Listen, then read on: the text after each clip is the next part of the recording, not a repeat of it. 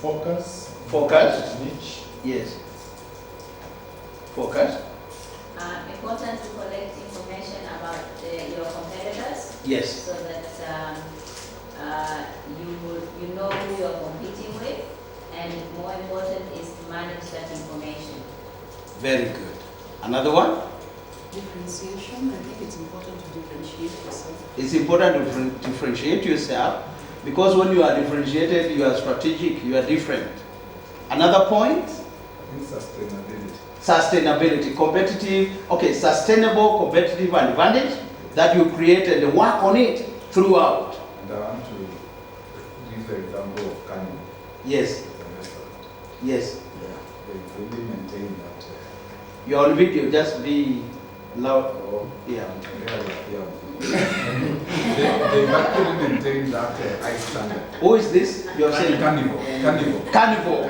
Yes. Yes. And their differentiation. Yes. Because what Carnival does, almost no other place does it. Good example. Yes? I would like to talk about fidelity. Fidelity. Yeah, but I don't know how it fits with going to bed with the customer. Yes. So, how fidel can you be when you have a lot of customers? Thank you, Maki. By communicating to them and telling them your values and making sure they believe in you, even when they are millions, they'll believe in you. The thing is to be transparent to customers. Don't cheat them, don't lie, don't cut corners.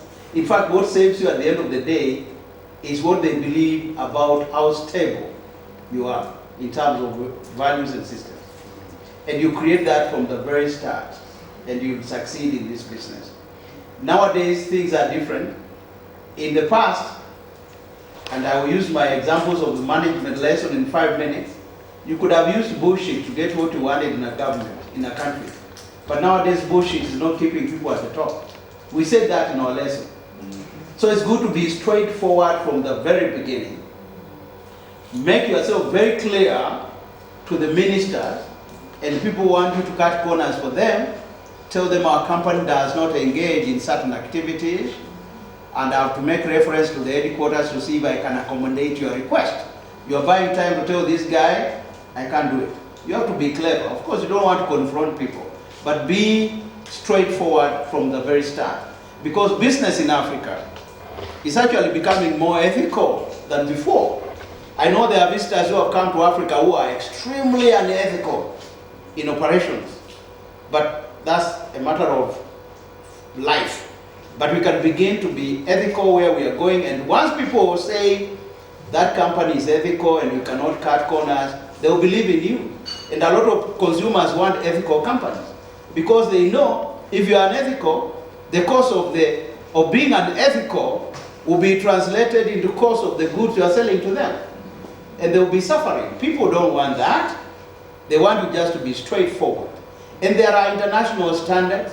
There are standards from East Africa Cooperation, and there are standards from ECOWAS. There are standards from SADC. There are standards from WTO. We just need to pay attention to the standards and make sure we just give goods that have the accepted standards. That's when you build fidelity, in my opinion. Another last one. I know the guy wants to jump out and go somewhere. Most important is create policies for longevity and Yes. do not relax. Yes. Never. Good lesson. Do not relax. Keep fighting. Winners fight and fight.